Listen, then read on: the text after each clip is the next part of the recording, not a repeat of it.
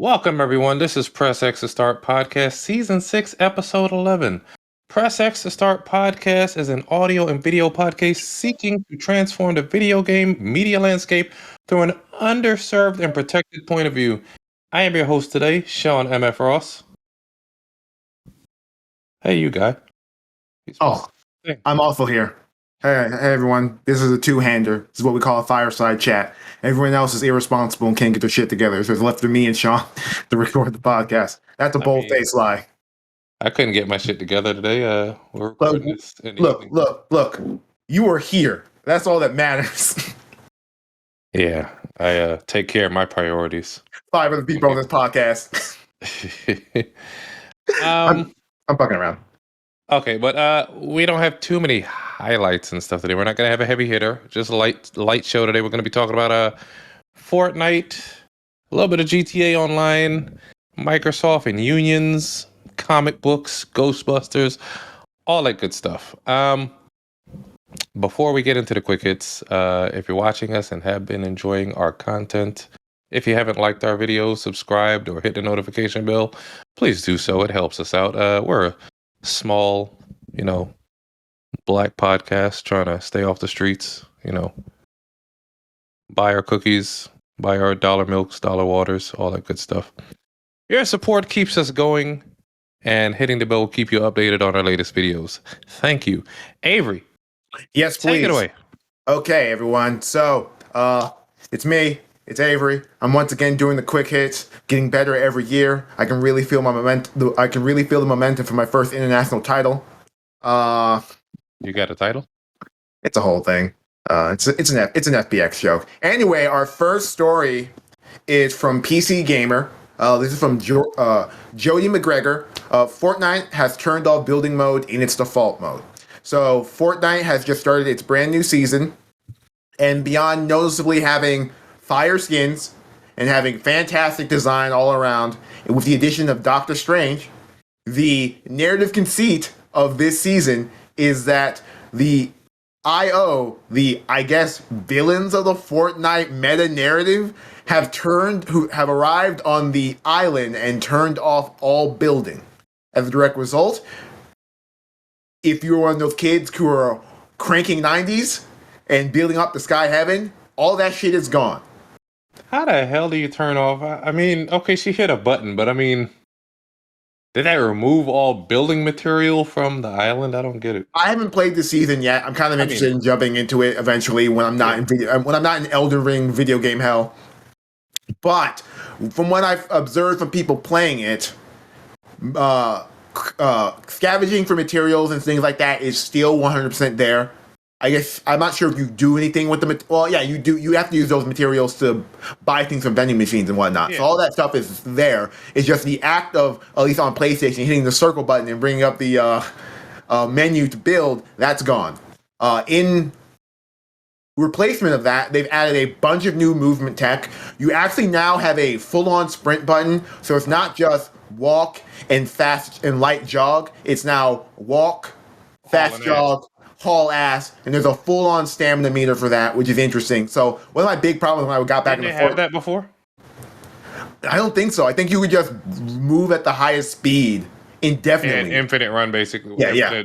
But like in comparison to a game like Apex, where I'm like zooming across the map, I always felt things were slow. And then they also added mantling, so you're able to now. Because normally when people didn't have that before?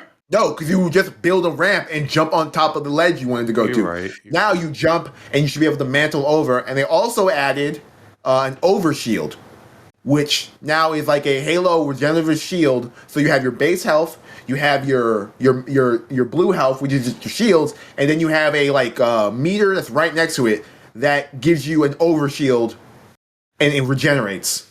So almost 3 levels of shit to get through. Yeah.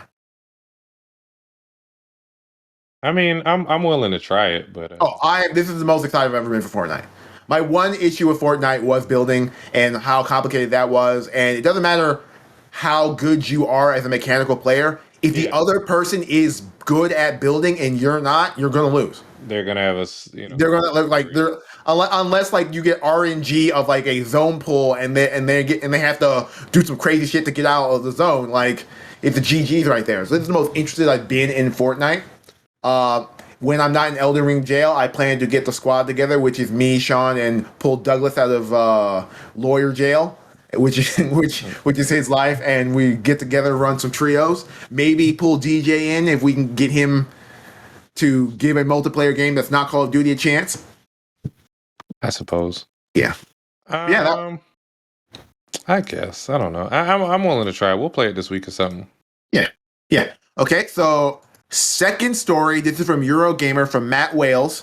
GTA Online is getting a 6-month subscription service for PlayStation 5 and Xbox Series S.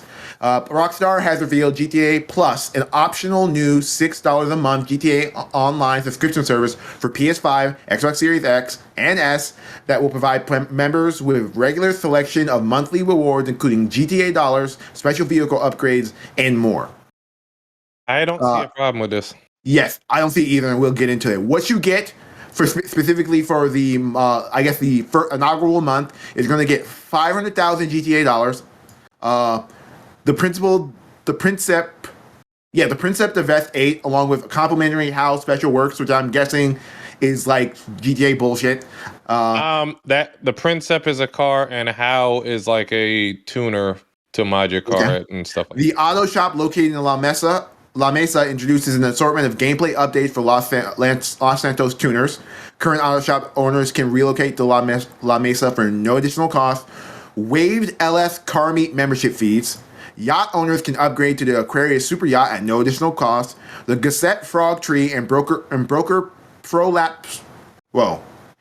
Broker Prolapse basketball top and shorts automatically added to the wardrobe. The conveyor livery for the Mammoth Avenger HVY APC and TM2 Kanjali. A selection of free paints and emblems for the auto shop. 3x GTA dollars and RP on HAL's Special Works Race Series, and 2x car meet rep on the Street Race Series. Yeah. If you're heavy into exactly, if this is all you play, I mean, you're more than likely going to get this. From the outside, it feels like a cash grab, but I mean, no, it 100% is, but I have no issue with this for two reasons. One, they're not taking anything away. If this was taking stuff out of the game and putting it into this subscription service, I'd be like, hey, yo, this is kind of fucked up. Let's really talk about the rise of capitalism and the consumerism of video games. And B, if like you don't play GTA like every day, this isn't for you. Yeah, some people, this is all they play the same way. All we play is Apex daily or some shit. This is for you. And like if all you do is play GTA, this sounds like, oh, so you're selling me once a month. I get I don't know how like the money, how much money you can earn on a regular basis in GTA, but like a lump sum of $500K a month for $6. And it may feel better than buying a shark card for some people. Yeah. They may feel like, I don't want to support shark cards, but this is slightly different, so I get it. You're also getting the ability to buy special GTA Plus shark cards from PlayStation Store. So we'll see what that actually entails. I know Fortnite did this with the Fortnite Club, and this is just, which is just. I wonder how that's doing. I think it's doing relatively fine. I mean, Fortnite makes money hand over fist, and so it's really hard to gauge from the outside looking in. I guess if it failed, we would have seen a news story about it. So it must be doing halfway decent. Yeah, well, I'll say every time I log into Fortnite, the first thing they want me to look at is the Fortnite Club, and I'm like, oh man, this skin is super cool, but I don't play enough Fortnite to give them money for this. I feel you. Yeah. So at the end of the day, it is a cash grab. But I'm of the mindset that it's cash grab. It's not hurting anyone, and I'm of the mindset that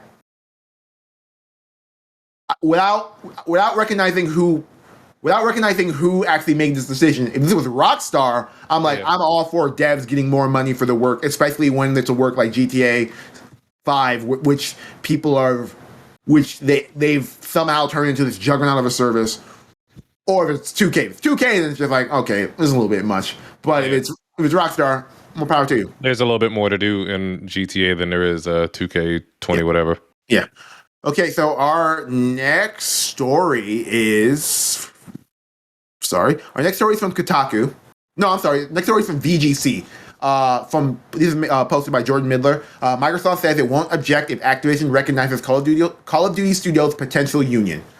According to Axios, in response to an open letter, the company has said that it will not object to the union efforts, which have largely gained momentum in the wake of Activision Blizzard's ongoing scandals. This is by the CEO Satya Nadella with actually of Microsoft proper, whether Microsoft has authorized Activision to rule. Essentially, what it's clarifying is unions are a big thing. We've been speculating on whether Microsoft would stamp out any potential union in the Activision studios before it reaches Microsoft proper in order to prevent the multi-headed hydra of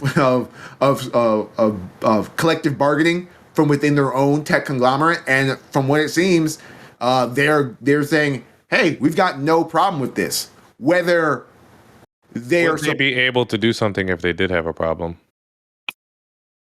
That's the question. There's a difference. Are they like, you're effectively going to own this organization? It's just a matter of when this deal is going to get inked. Yeah. Are you supporting this, or are you we just waiting for this shit to drop? They can try to unionize, but don't they have to come to some meeting or whatever the hell before any of that can come to pass? Yeah. They can stonewall the shit until it just stalls out and whatever happens. This is a good guy Microsoft situation, but I'm waiting for the ink to dry on both the union and the Call of Duty deal before I'm like, let's see how this plans out. Because just from the sheer headline of it all, it sounds like this is perfect. They're not getting involved in Activision because they really can't right now. But this is a letter of support of them, of the union, which is good. We'll see what happens when the union becomes part of Microsoft and how that affects Microsoft proper and everything like that. They may compartmentalize that. They would. We'll see. Yeah, they will have to. Okay, so normally DJ's here to talk about our subscribers, but he's not because he's taking care of his child and not and ignoring his first child, which was his podcast. So it's left to me to do the very uncomfortable thing of talking about why you should subscribe to us. Why you should subscribe to us? One, I'm back on the show. Why should you subscribe to us? That's going to lose us subscribers. Yeah, subscriber 2. Reason 2, we need subscribers to feed Marcus. He's the only person who's getting paid on this podcast, and he's living on an actor's salary in LA. Help us get Marcus off the casting couch and into your hearts. Why you subscribe to us? 3, we are all really hardworking individuals who love what we do, and we would love to be rewarded for all of our hard work. All we need is that good luck and opportunity. Yeah. Just hit us up on all our socials. You can hit up our YouTube feed. You can pretty much find us on most podcasting services. This is one of those things where DJ should probably had this shit written out of what exact details of the subscriber push is. No, this is far more funnier. Okay. So anyway. Yeah. So yeah, subscribe to us. How do you do, fellow kids? No, go ahead. Okay, wow. So our next story is actually something that's kind of really cool. Ghostbusters is one of my favorite things. Just point period. That first movie is fantastic. Everything after that is we can agree to disagree on whether it was needed to be made or was good or was okay or was unnecessary. Are you talking about Ghostbusters 2 or the one with I'm just saying after Ghostbusters 1, everything else is up in the air of the quality of it. Ghostbusters 2? Wait. Which movie had that Bobby Brown song? I'm pretty sure Ghostbusters. Okay. Yeah. I agree with you then. Yeah, okay. So anyway, this is from Kotaku, from Luke Plunkett. New Ghostbusters game coming to PC and consoles. A new Ghostbusters game has been announced called Ghostbusters Spirits Unleashed. It's an asynchronous 4v1 multiplayer shooter where 4 Ghostbusters can take on 1 player controlling the ghosts. This is now. So this is kind of like shit. What's the name of that game where you had the monster in it? Evolved. Yes. Okay, so this is from Ilphonic. If you Ilphonic was the team behind Friday the 13th. They're also the team behind the Predator game that came out. So doing asynchronous multiplayer games is something that's plenty of experience, basically. Something that's in their bag. I'm excited. The same ones that do Dead by Daylight? No, that's a completely different team. Okay. The most interesting thing about this is this game is a sequel to the 2021 Ghostbusters film, Ghostbusters Afterlife. It's taking that one sequence at the end of the movie where Ernie Hudson's character, Winston Zedmore, says that he wants to bring back the Ghostbusters, and the game takes place in a world where other people have now taken on the roles of Ghostbusters and are busting ghosts in the place of the original team. Dan Aykroyd and Ernie Hudson have returned to reprise their roles because return to reprise their roles. You know, I had the opportunity to drive him to the airport one time, but I didn't feel like it that day. John, when I tell you that I used to have dreams that Ernie Hudson was my dad. I'm talking about Dan Aykroyd. I'm still talking about Ernie Hudson. I wanted that dude to be my dad so bad because I loved Winston Zedmore. And I'm like, I was just a black guy doing a good job. But no. I wonder if this is going to have creative character, though. Yes, it is. Oh, well, sounds like Cameron will be getting this. I didn't make that joke. Sean did. But no, what's very interesting about this game is the writing team is James and Elise Willems from Funhouse, which is an interesting choice. They were previously involved in Predator Hunting Grounds as a lot of the voices of the Marines that you could play as. Yeah. And then Greg Miller of Kind of Funny and Rahul Kohli of Geek, sort of like Rooster Teeth. Well, okay, Midnight Mass, there's an iZombie, all that fun are going to be voices in the game. I don't know what they're going to be. Who they haven't said who they're voicing or what they're voicing, but they're going to be involved in the game, and that's in terms of what my interests are. Ghostbusters, Kind of Funny, Funhouse. I don't care if it's a multiplayer game. Seems cool. They've also implemented a system in which you can now play the game single player. Gotcha. Where if you don't want to get 3 friends to play with four friends to play in a group, you can play against an AI with 3 AI partners, or you can play the AI ghost again. You can play the ghost against 4 AI Ghostbusters. So there's actually some single player content to enjoy that doesn't require you to have friends.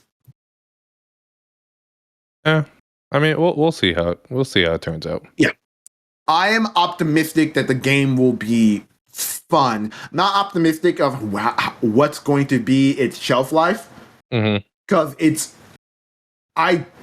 problem with asynchronous gameplay is how do you keep it competitive, fair, and fun. Like, I remember one of the things that killed Evolved is that the minute the monster evolves to like second stage, if you're not playing as a hunter with like an organized group running comms, doing all of that, the game stops being fun because the monster is so overpowered. And then if you're playing as the monster, it's like not fun until you can level up and actually take the fight to the people. As long as it's $40, I may try it. I mean, whatever. We'll see. Cool. We'll see. Well, it's cool playing news. Okay, our next story is it's from MSN. Okay. Well, actually, it's from GamePer by Toby Saunders. Polyphony Digital apologizes for Gran Turismo 7's issues. Free 1 million CR to affected players. So a story that we haven't really been talking about covering because none of us give a shit about GT is that one, the game's economy has been bad. I'm not going to say without as someone who hasn't played it, and hyperbole is a thing, it seems like it's been reaching the Star Wars Battlefront level of, yo, what's up with the microtransactions in this game's economy? And they also were having, because the game's always online, they've also been having connectivity issues that made the game unplayable. Like, it never occurred to me that, like, if the game's servers went down, you wouldn't be able to play your game.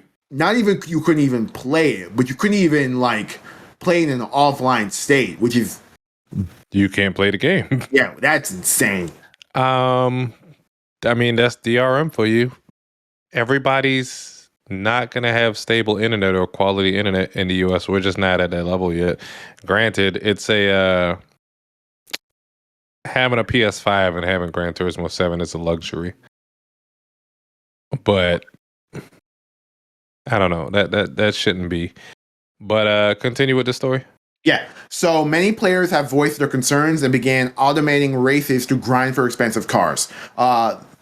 So what it appears to be is that the game, from what I can just cursory look at the game and everything like that, the economy for the game has made every car prohibitively expensive and requires a lot of work to get the in-game currency to acquire them, while front-loading things with microtransactions where I think some cars maybe like $40-something. Okay, so I actually just looked that up. Because they have this 10 most expensive cars that I'm looking up right now, and this is as of this is March 6th though, so they may have changed it like you said.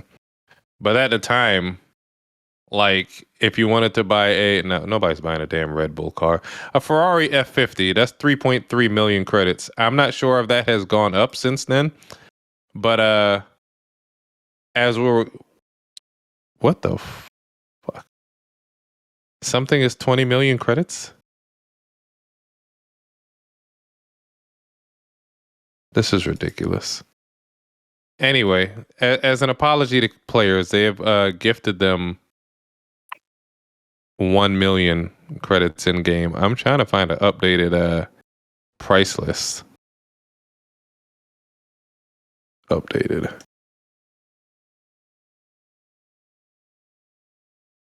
I can't find an updated price list, but when it first launched, the most expensive car I think was like 3.3 million credits, and that was like a Ferrari FX. So yeah. So like, it's not been a great. It's interesting because GT launched, fantastic reviews. GT is back, and quickly but surely the messaging around that game has evolved to what the hell were they thinking with the design decisions of this game, to the point where I think its user score is like a sub 1.6 or something like that, because people have been review bombing it on any site they can get their hands on. It has the lowest PlayStation exclusive score of all PlayStation games in terms of user score. Let me see. Races like Fisherman's Ranch have dropped from paying 65,000 credits to 30,000 credits. Goodwood 35K to 12K, Suzuka Circuit 75K to 50K, and it sounds like they raised the prices of cars as well. That's just ass. And their reasoning was these cars are expensive in real life, so we want to limit the access to them in the game. I mean, people play the game to. I would agree. I would have no problem with that up until you have prohibitive microtransactions around the game that make it, if you know what I mean. Like if it was in-game credit, if a car was $1 million and you had the in-game grind for that, I'd be like, damn, but it's the grind, and if you keep putting out content, like the grind stays for real. Regular content, yeah. But if you put a car out for $1 million and then say, hey, for $60 you can get just that $1 million, that's like another thing together. Okay, so in your opinion, what would be an acceptable grind time for, let's say, 1 million credits? A week, a month? I'd say a week, like maybe a week too. Like if you played casually for like an hour or two a day, I think. But then I mean, I guess everybody would have a Ferrari. They're trying to say. It's like I understand it, kind of. I understand it, and I have no problem with that as a design choice. I play Souls games, but it's one of those things where I'm like, then don't give the shortcut of the microtransactions, if that makes sense. Yeah. Especially when especially that essentially gets to pay to play, because you're actually. It's one thing to say, okay, grind for it, or pay us more money to take the shortcut. I get it. Yeah. It is what it is. PlayStation is they're quote unquote fixing their problem, but we'll see. In more positive PlayStation news, this is a story from GameIndustry.biz from Christopher Dring. PlayStation to buy Jade Raymond's Haven Studios, Sony's first developer in Canada. So I want to say in the last year, yeah, Jade Raymond came out of her video, her self-imposed hiatus after leaving Google Stadia, and she put together a new studio called Haven, and they started working alongside PlayStation on a new multiplayer game. That was about a year and a month ago. Come a week ago our time, we just get this random bit of news that PlayStation has acquired the studio. They ain't even put nothing out yet. That's crazy. This is them Nicki Minaj numbers right there. Yeah, this is an interesting bit of conglomeration, if I can say it. In that, I talked about certain purchases making me sick.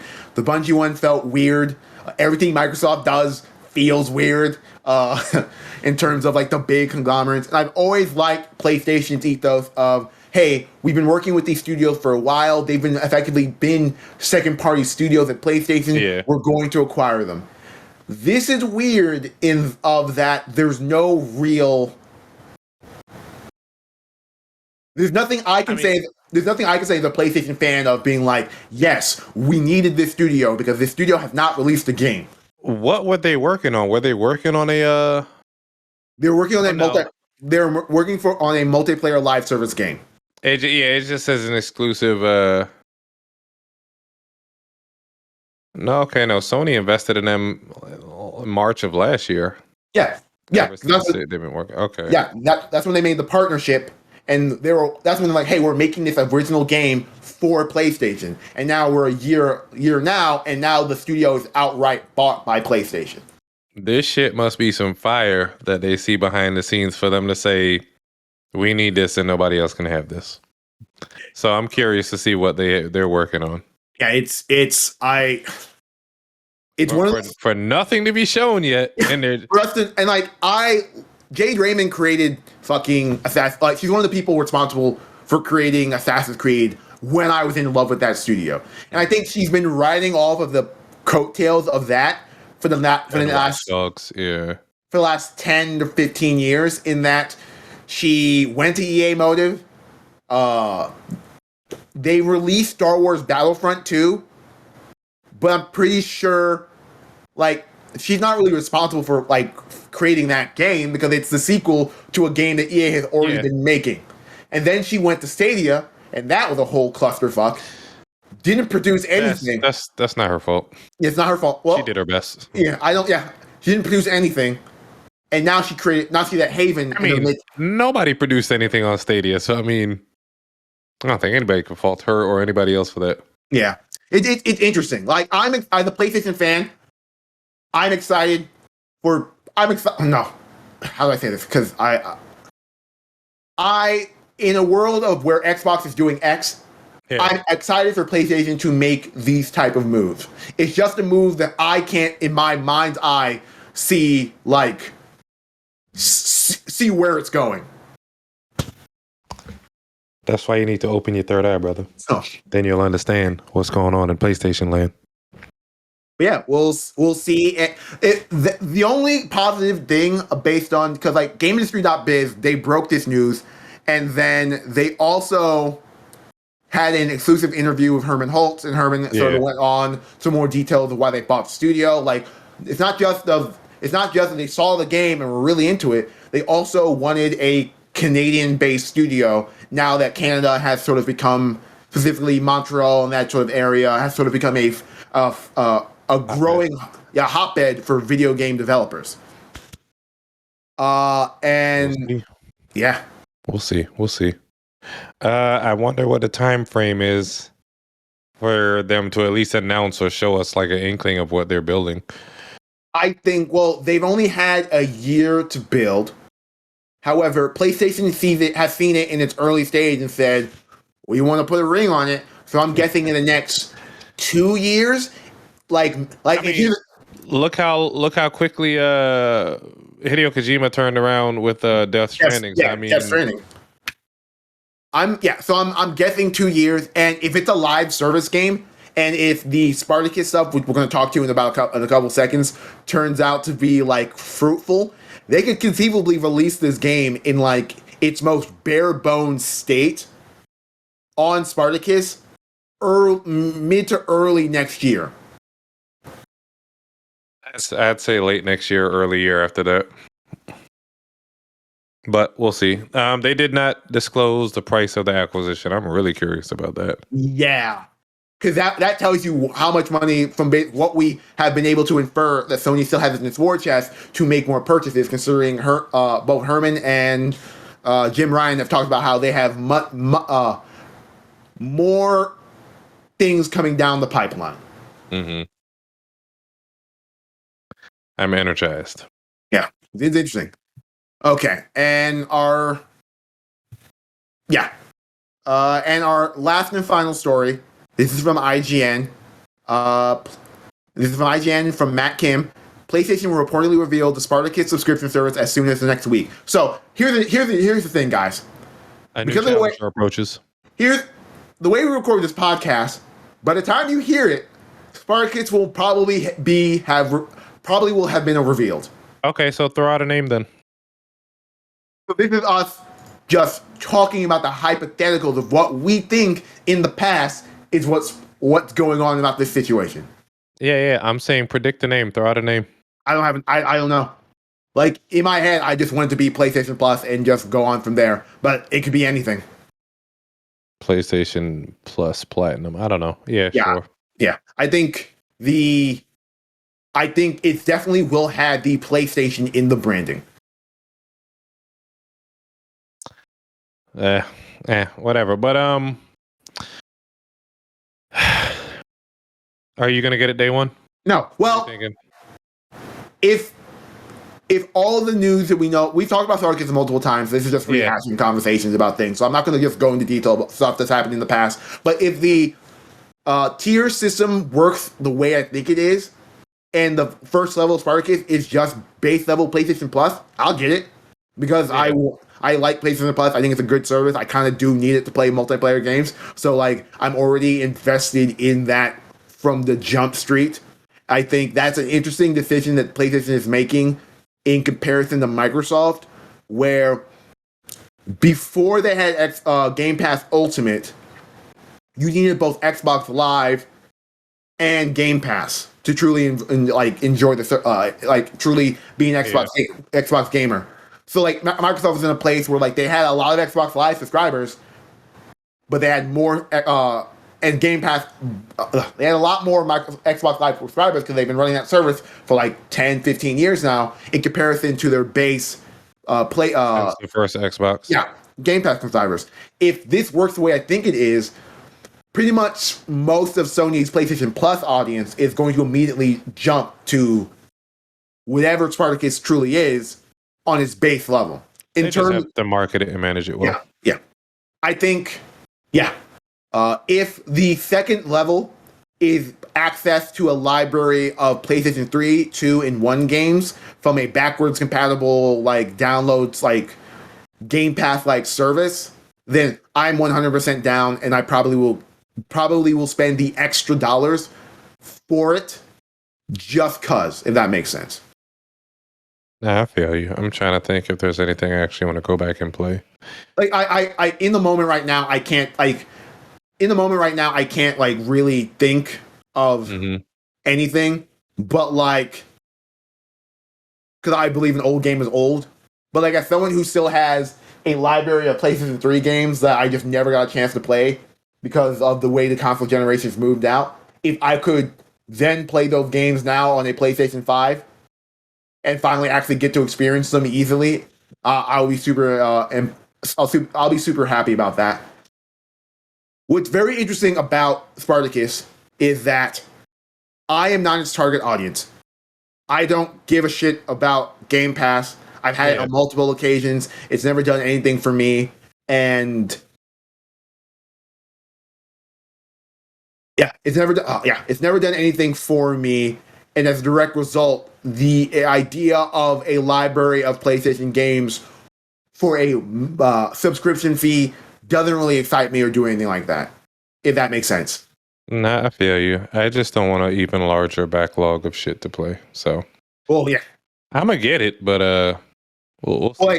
To quote DJ, you are a litmus test for whether this service is has any real teeth. Because the one disadvantage they're going to have against Xbox Game Pass is that they're not putting out day one games on it. Like, if you want to play God of War Ragnarok, you have to spend the $70 to play Ragnarok. Which I don't mind that. No, a PlayStation gamer doesn't mind that. If Xbox is smart, they're going to keep harping on that to try and get more Game Pass subscribers in comparison to that. But then, what is Sony going to put on this service to compete? Because I'm of the mindset that, cool, the backlog is great, but the backlog's not going to fucking sell units. Old game is old. People want new things. Well, I mean, shit. Look at Nintendo Switch Online and expansion pack. People are paying money.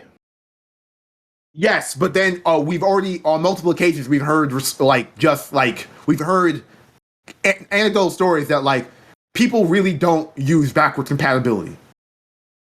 I hear you, but I mean, we'll see. We'll see if they announce the numbers. But like I said, I don't think this will sell based on its backwards compatible library. I think it will sell based on what their initial lineup of current gen, era games that they can get on there that can get people in.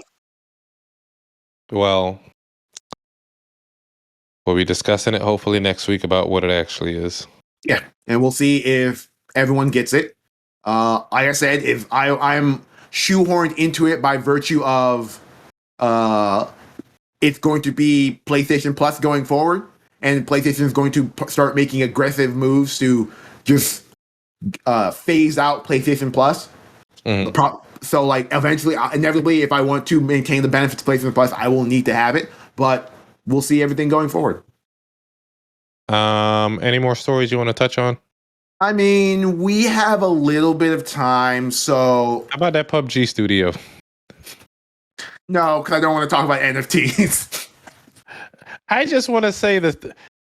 Listen, folks. Apparently, PUBG Studio is inking a deal to develop blockchain and NFT-based games and services. What the hell does that even mean? I'm at a loss. Yeah. I'm at a loss here. Yeah. Here's a feels good man story for a bad situation. This is from Kotaku.com. Kotaku.com from Zach Zweisen. Epic and Fortnite players raised $36 million for Ukraine in just 24 hours. So a story we never really got to talk about is that in the early days of the Ukraine crisis, the war on Ukraine by Russia, that's the thing that's unfortunately still ongoing and probably will still be ongoing when you eventually hear this. But Epic decided for a period between March 20th to March 3rd, so a 2-week period, that they were taking all proceeds for Fortnite and putting it to Ukraine relief. And what's interesting about this number for two reasons. One, they raised a pretty healthy chunk of money to send off to Ukraine and help those people who need it. But this tells you that Fortnite probably makes somewhere around $36 million a day. And you know what's even crazier? Hold on a second. Because that was a story I did earlier. I don't think you added it, but we can just throw it in there real quick if you give me a second. Within the gaming industry, mobile gaming, excluding advertisements, is worth more than PC and console gaming combined. Mobile gaming industry is worth about $93.2 billion with a B. PC gaming, $37.2 billion, and console gaming, $50.4 billion. That's ridiculous. Who is making more money than Fortnite daily? Well, technically, Fortnite is a mobile game. I don't think they're including that in this. Candy Crush is still making money. I don't know. I don't know. And all the gacha games that want you to get husbandos and waifus. I won't tell you how much money I spent on Fate Grand Order, how much spending I spent on probably Raid Shadow Legends, how much money I spent on Grand Blue Fantasy. This is ridiculous. But this is a shorter Press X Start podcast episode. Hope y'all enjoyed it. See y'all again next week. Toodaloo. Bye, everyone.